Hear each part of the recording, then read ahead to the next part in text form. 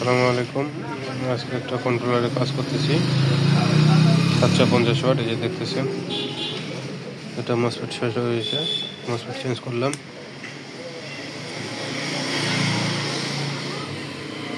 MOSFET লাগানোর পরে এখন ঠিক আছে, সব ঠিক আছে।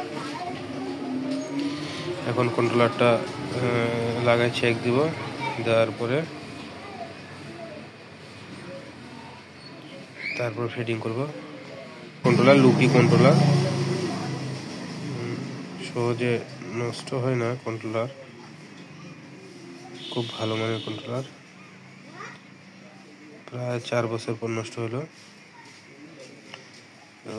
অরিজিনালে 750 ওয়াট দেখতেছেন, 48 ভোল্ট, 33 এম্পিয়ার, 750 ওয়াট, 48 ভোল্ট।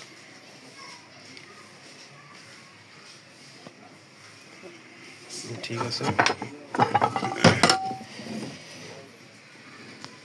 ধন্যবাদ। আসসালামু আলাইকুম।